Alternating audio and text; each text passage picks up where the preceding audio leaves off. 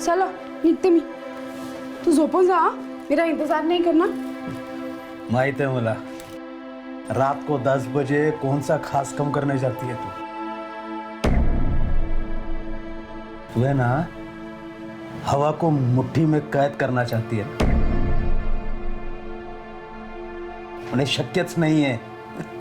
एक सांगू का, कुछ लोग होते हैं ना जो जीतने से पहले ही हार जाते हैं, और कुछ लोग होते हैं जो हारने के बाद भी जीतने की कोशिश चालू रखते हैं. समझे? लक्ष्य ठेवा. चल. अरे किधर नींद आती है. सोने की कोशिश करता हूं तो भी नींद नहीं आती. पता नहीं कब गहरी नींद सो पाऊंगा. इंतजार नको करो हा? अरे जा ना, छोड़ ना, जा. हो बाबा. अरे लाइट चालू ठेव. हो बरा.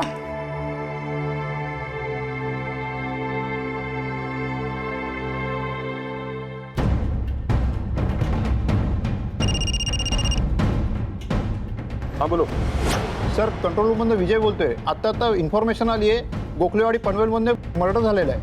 मर्डर? ठीक है, हम पहुंचते हैं. मोहिते, ये गोखलेवाडी हाउसिंग सोसायटी हाईवे के पास ही है ना? हो सर, इथं बाजूलाच आहे. मोरे, या तिकडे.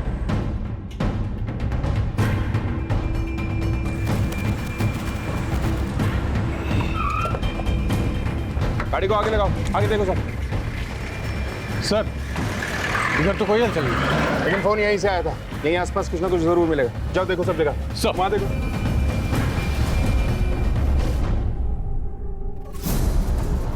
सर, कुछ नहीं है सर. ठीक है, इस तरफ देखो. सर, सर इधर देखो. बस बेटा. हटिए हटिए. तुम्हें से किसने इन्फॉर्म किया था कंट्रोल रूम को? कोई जानता है इसे? अरे कोणी ओळखतं का याला? हाँ साहब ये गोखलेवाड़ी में रहने वाले एक बिजनेसमैन प्रमोद राणे का पर्सनल वॉचमैन है, राम बहादुर. मैं वहीं रहता हूँ. मोहिते, सर. पंचनामे के बाद बॉडी को पोस्टमार्टम के लिए भेज दो. सर. और पूरे एरिया की अच्छी तरह से तलाशी लो. सर. मैं इतना बड़ा रिस्क लेके आपको बता रहा हूँ, अब जा क्यों नहीं रहे हो? कातिल मकान नंबर 313 के अंदर ही बैठा है. हेलो, कंट्रोल रूम मध्ये विजय बोलतोय. अभी दोबारा उसी कॉलर का फोन आया था. वो गुस्से से बोल रहा था, वो इतनी रिस्क लेके आपको इन्फॉर्मेशन देता है. 313 नंबर रूम में जा क्यों नहीं रहे? उधर ही आपको आपका कातिल भी मिल जाएगा. मोरे, गोखलेवाड़ी लाके आ, पटकन. सर, हो ना हो कोई तो है जिसने मर्डर होते हुए देखा है, लेकिन किसी के डर की वजह से सामने नहीं आ रहा है, और कंट्रोल रूम में बार बार फोन करके हमें इन्फॉर्म कर रहा है.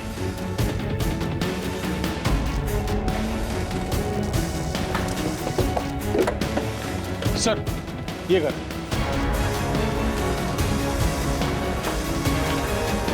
सर, हे बघा काय.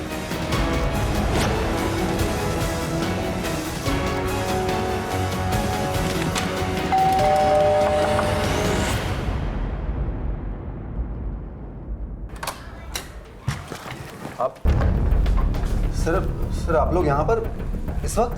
क्यों नहीं आ सकते? या अपॉइंटमेंट लेके आना चाहिए था. मोहिते, सर. बाहर से बुलेट शेल से उठाओ. शिंदे, सर. पूरे घर की तलाशी लो, कोई कोना भी नहीं छूटना चाहिए. सर.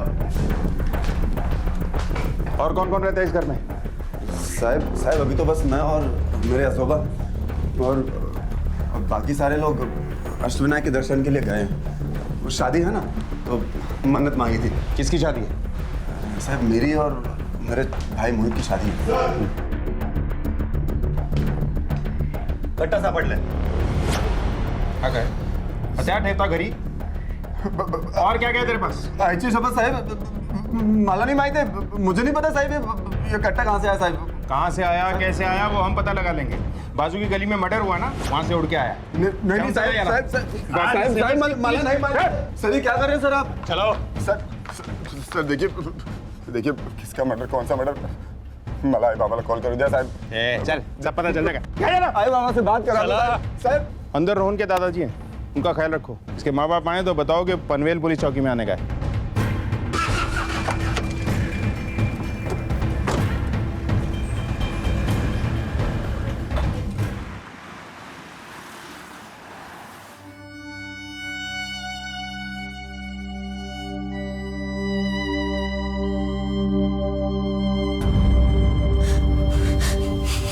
बिना जीव बिना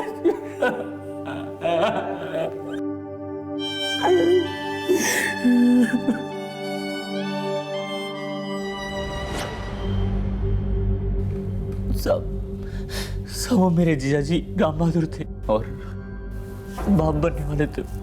कैसे हुआ सब? किसने मारा उनको? तुम क्या काम करते हो? मैं बस महीने भर पहले गांव से आया हूँ।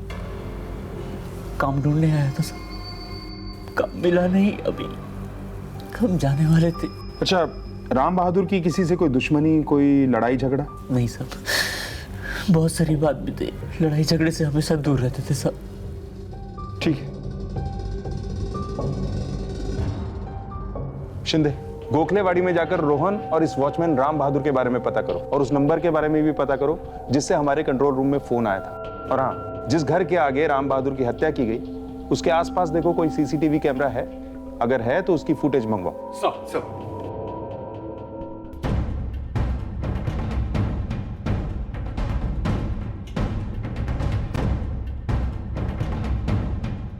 हाँ सर, रोहन और मोहित की अक्सर वॉचमैन राम बहादुर से लड़ाई होती रही। दोनों भाई अपनी गाड़ी प्रमोद राणे के घर के पास ही लगाते थे और वॉचमैन उसे मना करता था। प्लीज गाड़ी हटा दीजिए, इधर हमारा साहब जी पार्किंग कर लगाना, समझा ना? और ये सड़क तेरे बाप का नहीं, समझा ना? चल निकाल। अरे बाप पर मत जाना सर, हटाना नहीं तो मैं टायर को हवा निकाल दूंगा।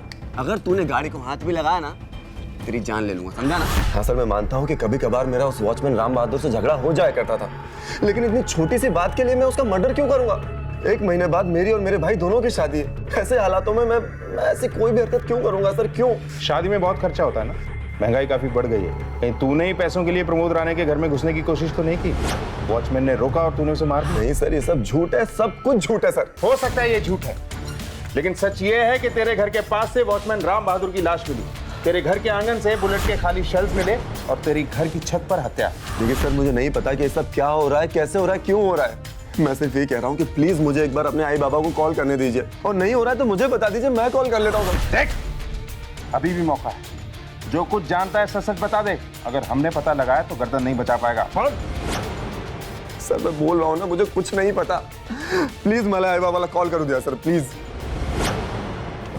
सर, कंट्रोल रूम में जो कॉल किया गया था उसकी कॉल डिटेल्स आ गई है। उस रात को 2 नंबर से कॉल आया था सर। पहला नंबर एकता नगर के किसी गिरधारी लाल के नाम पर रजिस्टर्ड है और दूसरा नंबर मिसेस नर्मदा अमरपाल के नाम पर रजिस्टर्ड है, जो गोखलेवाड़ी के बगल में तिलकवाड़ी में रहती है। लेकिन सर उस रात से ये दोनों नंबर स्विच ऑफ है। बाकी की कहानी इन दोनों के पास जाकर समझ लेते हैं। सब पुलिस को एक ही अपराध की जानकारी 2 अलग-अलग नंबरों से दी गई थी, लेकिन दोनों सूचनाओं में मतभेद था। कौन थे जो सामने आए बिना अपनी पहचान छुपाकर पुलिस को यह जानकारी दे रहे थे? क्या वो पुलिस की मदद कर रहे थे या फिर उनका मकसद कुछ और ही था? लेकिन पुलिस के लिए कत्ल के मामले में दी गई ये जानकारी बहुत अहम थी। वो किसी भी सुराग को अपने हाथ से नहीं जाने देना चाहते थे। साहब, मैंने कंट्रोल रूम को फोन नहीं किया। लेकिन फोन तुम्हारे मोबाइल नंबर से किया गया है। मेरा मोबाइल तो पिछले 1 हफ्ते पहले मार्केट में चोरी हो गया था। तो अपने मोबाइल चोरी होने की कंप्लेंट की? अरे साहब, 1000 रुपए के लिए क्या धक्का खाऊं जाकर साहब? तो अब तो कोर्ट कचहरी के धक्के खाएगा तो चलेगा? साहब हमको माफ कर दो, आइंदा से ऐसी गलती नहीं होगी। कभी भी सिम या मोबाइल गायब हो, सबसे पहले पुलिस कंप्लेंट करने का। जी साहब।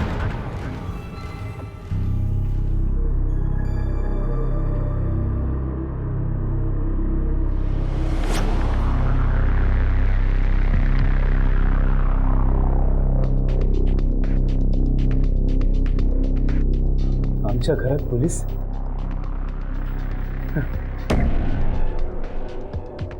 अच्छा, तो तुमने नर्मदा के घर न आने की रिपोर्ट लिखवाई? अरे इनको तकलीफ देने की क्या जरूरत है? अच्छा हुआ वो चली गई, मेरे पीछे अपनी जिंदगी खराब कर दी। देखना, जब मैं मर जाऊंगा ना तो वापस आ जाएगी। आपकी पत्नी है नर्मदा, कहाँ है वो? पड़ाली साहेब, गेली कुठे? मेरी किडनी खराब है, हफ्ते में 1 बार हॉस्पिटल जाना पड़ता है डायलिसिस के लिए। परेशान हो गई, चली गई सर। आखिरी बार कब देखा था उन्हें? उन्होंने अपने मोबाइल से एक मर्डर की इंफॉर्मेशन दी।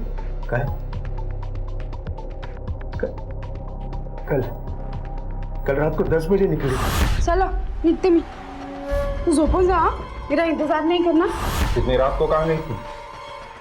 अरे वो बिस्सी चिट फंड चलाती है, भागते रहती है, मैं चल नहीं सकता और वो दौड़ती रहती है। तो अमरपाल जी, अब आप थोड़ा आराम करो। मैं बताती हूँ आपको। अब चलिए, फिर से चलिए, आराम करो। आप रिश्तेदार हैं इनकी? नहीं सर, मैं अमरपाल जी की नर्स हूँ और सारा दिन उनका ख्याल रखती हूँ। नर्मदा को कब से जानती हैं? नर्मदा मैडम को मैं तकरीबन 2 साल से जानती हूँ। कल रात से वो घर नहीं आई हैं। वैसे वो 2-3 घंटे से ज़्यादा कभी बाहर नहीं रहती घर से। ज़्यादातर वो अमरपाल जी के साथ ही समय बिताती हैं। वैसे उनकी बीमारी से थोड़ी चिड़चिड़ी ज़रूर हो गई हैं, पर पूरा ख्याल रखती हैं उनका। दोनों में बहुत प्यार है। कभी कभी उन पर गुस्सा ज़रूर करती हैं। हरिद्वार जाना है ना, चला लॉकर औषधि। अरे दम लो, नहीं लेने का है मेरे को दवाई बस। अरे 1 मिनट, ऐसे कैसे नहीं लेना? जो आदमी बिस्तर से नहीं उठ सकता उसको हरिद्वार लेके जाएगी? मेरी अस्थियां ले जाना हरिद्वार। कभी कभी तो मेरे को लगता है ना कि मैं क्यों अपना जिंदगी इस आदमी के पीछे बर्बाद कर रही हूँ। तो छोड़ू जाऊं मैं? हाँ, जाना मत, जा चली जाए यहाँ से। जाएगी ना तो तेरा क्या होगा, मैं इतनी मना। अरे बंजर धरती है, पानी गिरे कि नहीं गिरे काही फरक पड़त नहीं है। पण मला फरक पड़त है ना। दे नौकर। नर्मदा कहाँ जा सकती हैं? कुछ बता सकती हैं? सर वो बीसी का काम करती हैं मैडम। कल रात वो कलेक्शन के लिए अपनी स्कूटी पर निकली थी। उसके बाद कहाँ गई मुझे कुछ आइडिया नहीं है। स्कूटी का नंबर बता सकते हैं?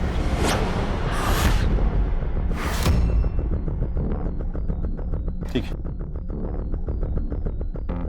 एक खबरी को इसके घर पे नजर रखने के लिए लगा दो और नर्मदा की बीसी से जुड़े लोगों को पुलिस स्टेशन में बुलवाओ।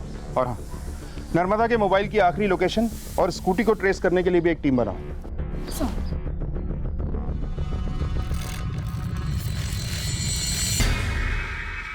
साहेब पण मी काय म्हणतो, आम्हाला म्हणजे पैसे भरता अभी 10 लाखाची विषय साहेब, 10 लाख का विषय। ओ शांत रहो तुम लोग। सर आ रहे हैं, शांति रखो।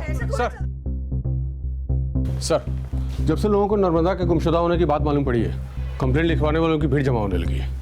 क्या जानते हैं आप लोग नर्मदा के बारे में? सर 5 साल पहले इनके पति अमरपाल जी बैंक में मैनेजर थे। फिर उनकी अचानक तबीयत खराब हो गई और उन्होंने बिस्तर पकड़ लिया। तब से नर्मदा ने अपने पति के इलाज के लिए बीसी यानी चिट फंड कमेटी शुरू की। वो हिसाब किताब में बहुत तेज थी सर, कभी 1 रुपया ऊपर नीचे नहीं किया। और 5 साल के बाद पता नहीं उसके अंदर लालच कहाँ से आ गया, पूरे 10 लाख की बड़ी बीसी खड़ी की।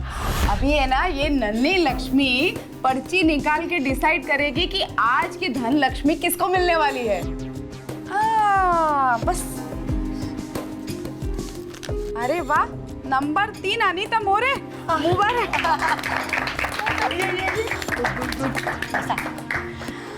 अच्छा, मैं क्या बोल रही थी कि 2-4 लाख रुपए की बीसी हम लोग कब तक खेलते रहे? मैं तो कहती हूँ कि अपनी जेबें ढीली करो और बचत ज्यादा करो। भाई मैंने तो ये डिसाइड किया है कि अगले महीने मैं पूरे 10 लाख की बीसी डालना चाहती हूँ। अरे भाई, इसमें इतनी सोचने वाली क्या बात है? माझा नोरा है ना, मेरा जो हस्बैंड है ना, वो बैंक में काम करता था, आप सब लोग तो जानते ही है ना। अरे तो प्रॉफिट के बारे में तो मुझको मालूम है ना, कैसे 4 पैसे कमाए जाते हैं, 4 पैसे एक्स्ट्रा घर में कैसे आते हैं। तो अगर बड़ा दांव खेलोगे तभी तो जाके बड़ा फायदा होगा। तो 10 लाख रुपए की बीसी के लिए जो तैयार है, अपना हाथ खड़ा करो।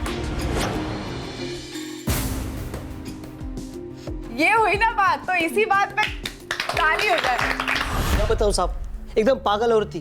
सुबह सुबह मेरे घर पे आई थी। Hello hello. अरे नर्मदा दी, तू वो भी इतनी सुबह सुबह, इतनी क्या इमरजेंसी आ गई? अरे इमरजेंसी था ना, 2 दिन हो गया तुम्हारे दुकान के चक्कर काटते, लेकिन उधर तो ताला लगा हुआ है। तुम हो नहीं तो इमरजेंसी थी, आना पड़ा। अगर ताई काम के लिए बाहर गया था, फोन करके आना था ना। अरे लेकिन फोन करने से हमारे बीसी का पैसा तो नहीं मिलेगा ना। एक काम करो ताई, शाम को आके बीसी का पैसा लेके जाओ। लेकिन शाम को काय को, अभी काय को नहीं? अरे अभी मैं नहाया भी नहीं ताई। अरे नहाया नहीं है तो मेरा प्रॉब्लम नहीं है ना, वो मेरे को अभी पैसा मांगता है। हाँ ताई, इतना पैसा कोई घर में रखता है क्या? एटीएम से निकालना पड़ेगा ना। हाँ तो 1 मिनट, एटीएम तो तुम्हारे घर के बाहर ही है ना। हाँ। एक काम करो, एटीएम नंबर मुझे दो, पिन और एटीएम का कार्ड भी दो, मैं निकालेगी वहां से। ताई, तू क्या वेड़ी डालेगा? पागल हो गया तू? एटीएम का पिन और कार्ड तुझे दे दूं मैं? 1 मिनट। हाँ, वेड़ी मी नहीं, वेड़ा तू है। अरे जब बीसी निकालने वाले थे तभी बोला था ना कि 10 लाख की बीसी है, सोच समझ के डालो, है ना। सबका जरूरत होता है, इसीलिए बीसी डाला जाता है, बराबर है कि नहीं? अभी तू कभी जेऊन करता है जब भी तेरे को भूख लगती है, बराबर है कि नहीं? ताई, गलती की आपके पास, मैंने 10 लाख का बीसी डाला। आपको मेरे ऊपर भरोसा नहीं है? पैसे के मामले में ना मैं किसी पे भरोसा नहीं करती है, समझा क्या? चलो अभी चलो, निकाल के दो। अरे नहीं नहीं नहीं, कोई बहाना नहीं चलेगा। हाँ साहब, उनकी बीसी में हमारे भी पैसे लगे हुए हैं। कुछ करो साहब, ये पैसे ऐसे चले जाएंगे तो चलेगा नहीं। अब बताइए साहब, ये तो हमारे पैसे लगवाएंगे। प्लीज हमें हमारा काम करने दीजिए, जो भी संभव होगा हम अपनी तरफ से पूरा प्रयास करेंगे। फिलहाल आप चाहिए। मैं क्या बोल रहा हूँ, पुलिस से तो बात होगी, लेकिन पुलिस के साथ साथ हमें भी उस धोखेबाज औरत को ढूंढने के लिए कुछ करना पड़ेगा। हमारी मेहनत की और बचत की कमाई लेके भाग गई है वो। गली गली उसके पोस्टर लगवाते हैं और अखबार में फोटो भी छपवा दी। और ढूंढने वाले को कुछ इनाम दे देंगे, बस और क्या। नर्मदा शक के घेरे में आ गई थी, लेकिन उसकी गुमशुदगी अब भी एक पहेली बनी हुई थी। क्या वो वाकई अपने बीमार पति से तंग आकर कहीं भाग गई थी, या फिर वो खुद किसी मुसीबत में थी? क्या साले का तुमसे 2 दिन से फोन कर रही हूँ मैं। हाँ मैडम, 3 दिन के बाद ही हो पाएगा। एक मिनट। अरे पूना चले गए तो ये मेरी प्रॉब्लम नहीं है। तुमको मालूम है ना 10 लाख की बीसी है। हाँ, टाइम से पैसा देना मांगता है ना। सर मैं भी मेंबर हूँ और मैंने उन्हें बताया था कि मैं पुणे से 3 दिन बाद ही लौटूंगा। मतलब नर्मदा जानती थी कि आपके घर में कोई नहीं है? जी हाँ। अच्छा, आपके वॉचमैन राम बहादुर की हत्या के लिए आपको किसी पे शक है? नहीं सर, मेरा तो कोई दुश्मन नहीं, और राम बहादुर का बाहर किसके साथ में क्या था सर मुझे पता नहीं। ठीक है, आप जा सकते हैं। कहीं ऐसा तो नहीं कि नर्मदा ने प्रमोद राणे के घर में ना होने का फायदा उठाकर उसने उनके घर में चोरी करनी थी? लेकिन मोहित, सवाल अब भी वही है कि नर्मदा अपने मोबाइल से मर्डर की इंफॉर्मेशन क्यों देगी, और अब वो खुद भी लापता है या फिर फरार है? Right sir. सर एक और सवाल, आखिर नर्मदा के पास देसी कट्टा आया कहां से? कहीं उसके साथ कुछ और लोग तो इन्वॉल्व नहीं है? ये तो उसको मिलकर ही पता चलेगा। हाँ बोल शिंदे। सर, नर्मदा की मोबाइल लोकेशन ट्रेस हो चुकी है, मगर सर वहाँ पे हमारे हाथ कुछ नहीं आया। हमने बीसी की औरतों को पूछताछ की तो पता चला कि अमरपाल का सुनंदा के साथ कुछ चक्कर चालू है। शायद नर्मदा भी किसी के साथ भाग गई होगी। ये तो सिर्फ बातें हैं शिंदे, हमें पुख्ता सबूत चाहिए। एक मर्डर की आई विटनेस है वो। Okay sir.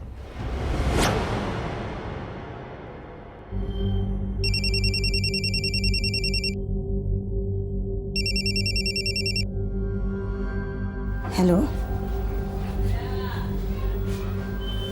हेलो, जी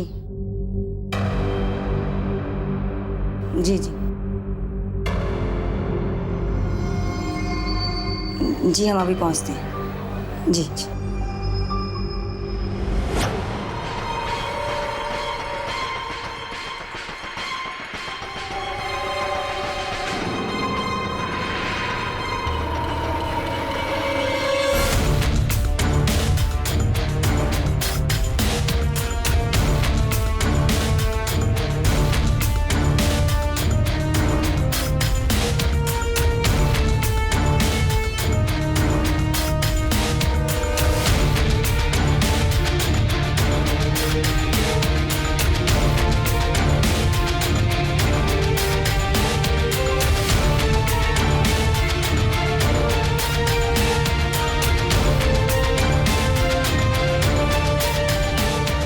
मोहित, खबरी से नर्मदा की कोई खबर आई क्या? नहीं सर, अभी तक तो नहीं। हाँ बोल। ठीक है, हम आते हैं। चलो सर।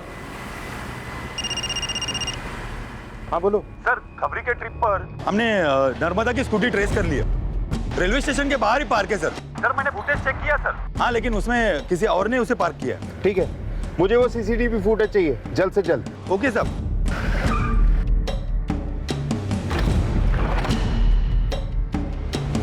अभी 3 दिन पहले ही दोपहर में नर्मदा जी ने हॉस्पिटल में 10 लाख रुपए अमरपाल जी के मेजर किडनी ट्रांसप्लांटेशन के लिए जमा किए। डॉक्टर साहब, आप कुछ भी करके उनको ठीक कर दीजिए। अब मेरी सारी उम्मीदें आप ही पे लगी है। बहुत बड़ा कदम उठाया है मैंने। 10 लाख रुपए की बीसी, मेरे को अभी पैसा मांगता है। डॉक्टर, ये पैसे कैश में दिए थे या चेक से?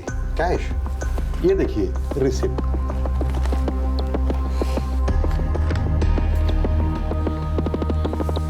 Thank you doctor.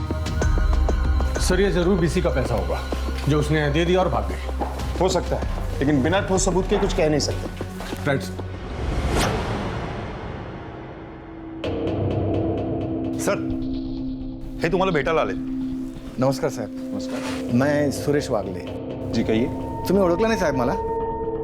मैं पिछले महीने आया था यहाँ पे रिपोर्ट लिखवाने. किसी ने धमकी दी है अगर मेरी बेटी की बारात घर से निकली तो सब उसकी आरती उठाने के लिए तैयार हो जाओ.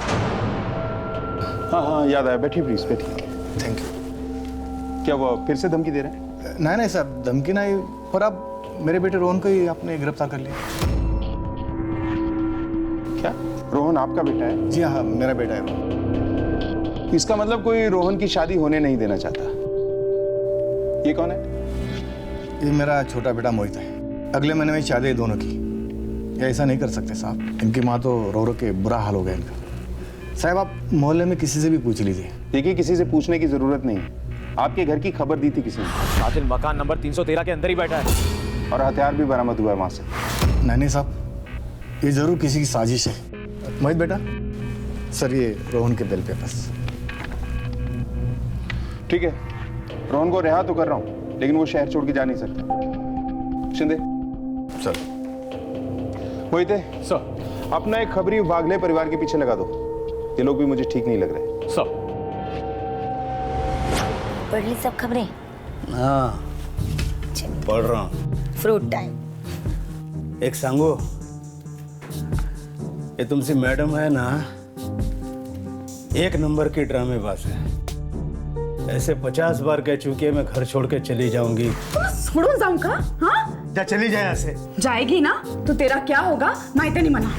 और मुझे पता है वो कहीं से मुझे देख रही है, कहीं मैं तुम पे डोरे तो नहीं डाल रहा हूं। पति कितना भी शरीफ हो, पत्नियों के लिए डोरेबाजी होता है। एक सांगो, तुझा लई आभार, तुमने मेरा बहुत ध्यान रखा।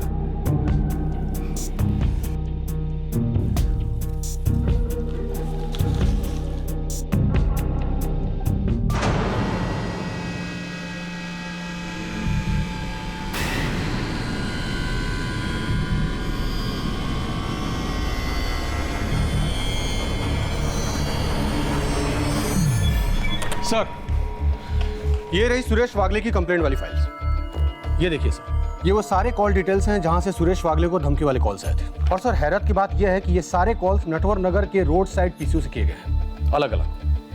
मोहिते, पता करो कि ये नटवर नगर सुरेश वागले के परिवार से कैसे जुड़ा है। सर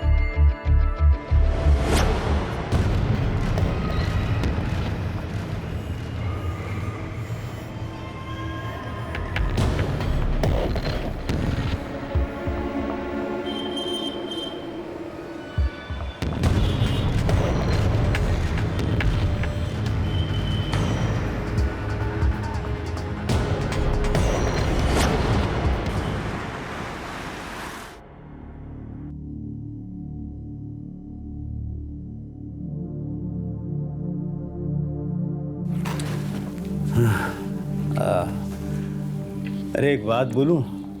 बोलिए। ये तुमसे मैडम है ना, वो इतनी बुरी नहीं है जितनी लोगों को लगती है। चलिए अब सो जाइए, गुड नाइट। हाँ अरे हाँ, लाइट ऑफ कर देना, मुझे सोना है। पर आप तो हमेशा लाइट ऑन करके सोते हैं ना। अरे लाइट चालू ठेव। ओ बड़ा, क्या पता अंधेरे में तुम्हारी मैडम मुझे देखने आए और मैं उसे पकड़ लूं। चलिए ठीक है, कर देती हूँ। हाँ।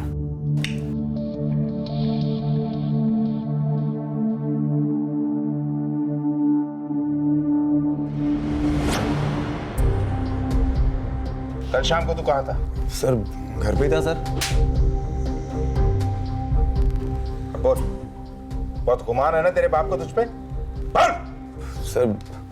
सर दरअसल ये लड़की मेरी एक्स गर्लफ्रेंड थी। बहुत टाइम से मुझे धमकियां दे रही थी कि मेरी शादी ही नहीं होने देगी। जैसे तैसे उसे मनाकर 2 लाख रुपए में मामला रफा दफा किया है सर। मोहिते, सर ये शीतल मुझे बहुत जल्द पुलिस स्टेशन में चाहिए। सर।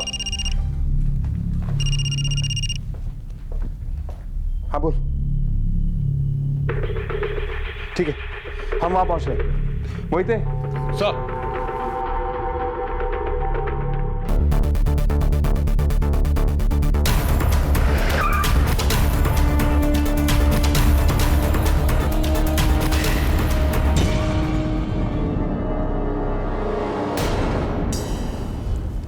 कैसे हुआ ये सब? पता नहीं सर, कल रात को काफी देर तक अमरपाल जी डायरी लिखते रहे।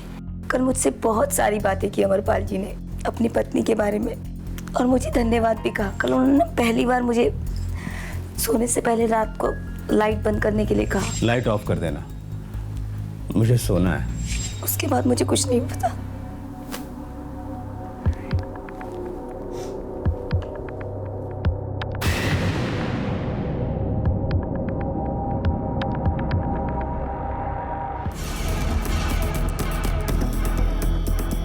सर, ये लोग नर्मदा के घर से सामान निकाल रहे हैं।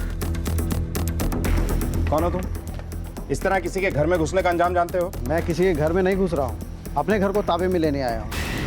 नर्मदा ने मुझसे पूरे 10 लाख रुपए लिए थे हैवी डिपॉजिट के लिए, और 2 दिन के बाद आने के लिए कहा था। ये देखिए papers.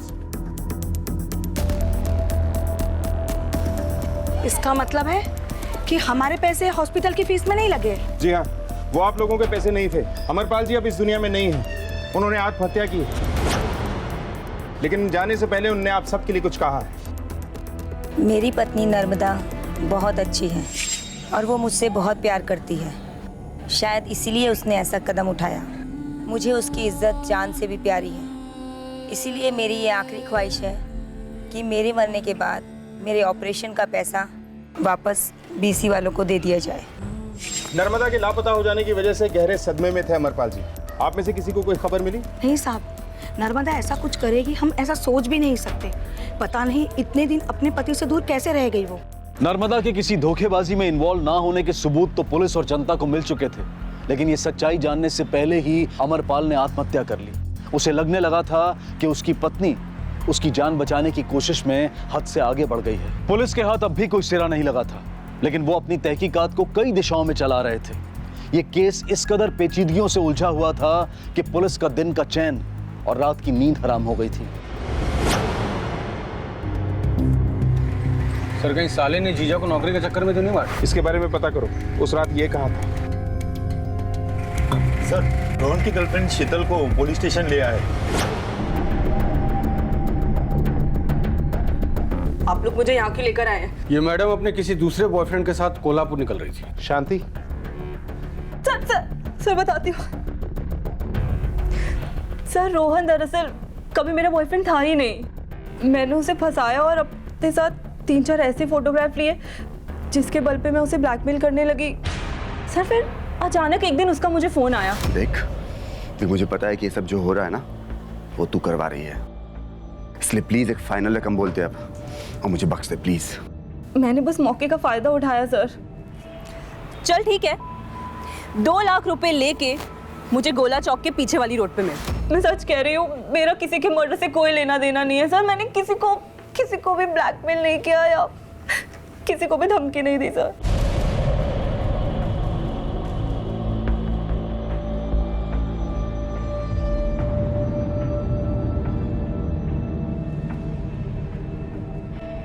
Sir, watchman Ram Bahadur के भाई तेज बहादुर के बारे में पूछताछ की। वो उस रात अपने गांव जाने वाले टिकट निकालने के लिए रेलवे स्टेशन पर रात भर लाइन में खड़ा था और सीसीटीवी फुटेज से भी कंफर्म कर लिया सर।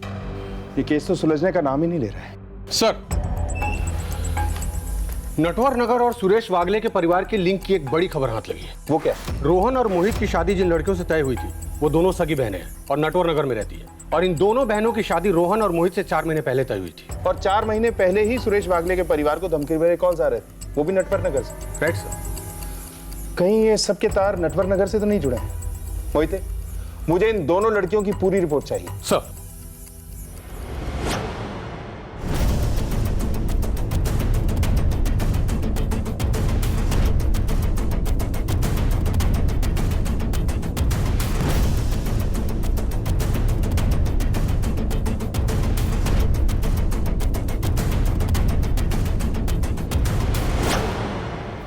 सर, मैंने दोनों बहनों के बारे में पता किया। सर, ना तो उनका कोई बॉयफ्रेंड है और ना ही किसी से कोई दुश्मनी। लेकिन सर, किसी जोशी परिवार से दोनों बहनों का रिश्ता टूट चुका है और एक ही घर से दोनों बहनों का रिश्ता जुड़ा था। जोशी परिवार? इसके बारे में पता लगाना होगा। बैठो।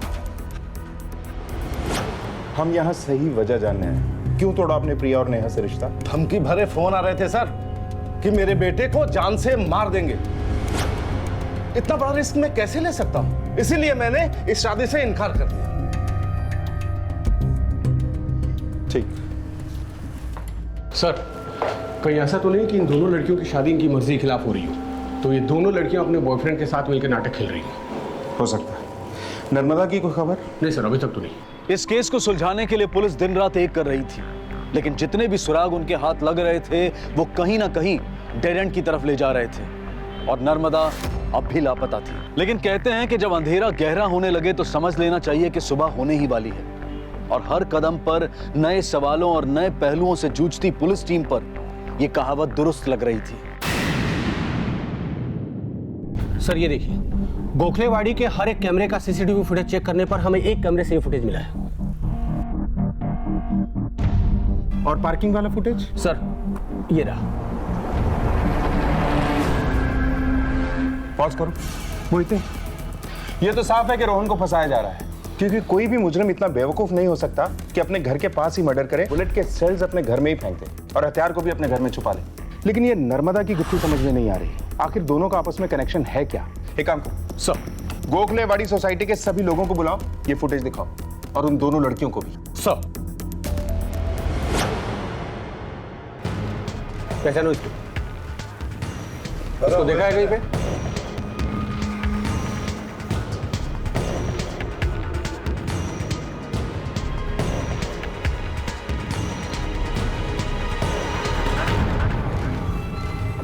आप नेहा और आप प्रिया, क्या आप जानती हैं कि कोई आप दोनों बहनों के रिश्ते तोड़वाना चाहता है? आप लोगों की किसी से कोई दुश्मनी है, कोई सरफिरा आशिक या कोई ऐसी बात जो इसकी वजह बन सकती हो? सर मुझे तो कोई आइडिया नहीं है कि आखिर ये कौन कर सकता है, और मुझे भी कभी ऐसा कुछ फील नहीं हुआ। तो आप लोगों को किसी पे कोई शक नहीं? नहीं सर। ठीक है, हम आपको एक सीसीटीवी फुटेज दिखाते हैं, जरा गौर से देखिए।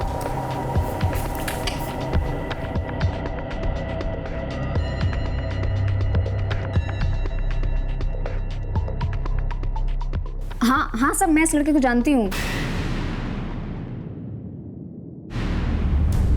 कौन है ये? सर ये लड़का सनी इलेक्ट्रिशियन के साथ हमारे घर अक्सर आया जाया करता है और इसका नाम आशु है। मोहिते सर, मुझे ये सनी और आशु तुरंत चाहिए। सर। हेलो,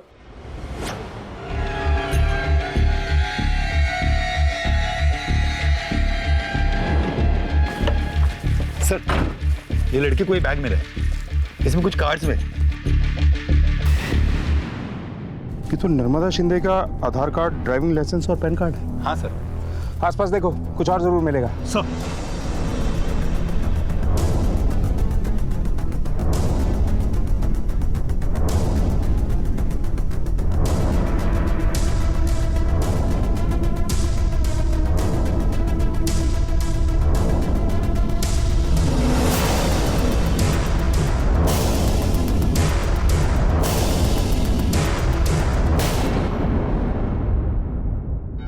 सर इधर लाश है।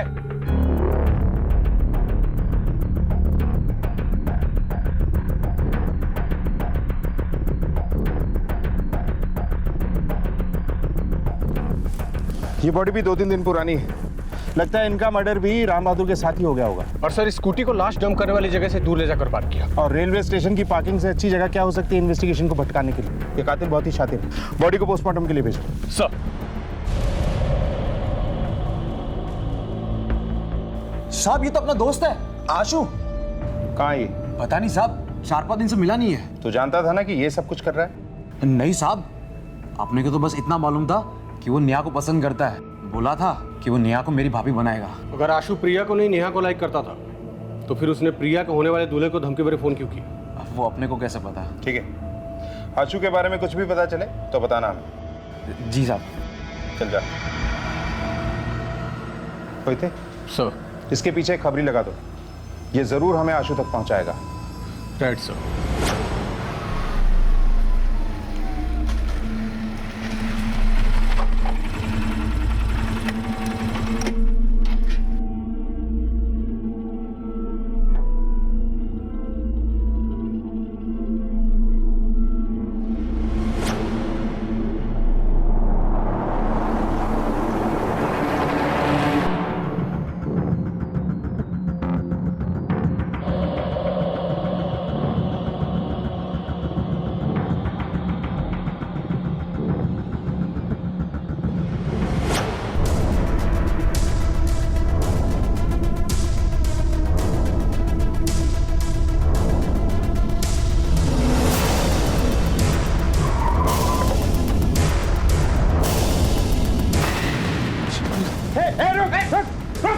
पकड़ तेरा हाथ तो जाना नहीं चाहिए। पकड़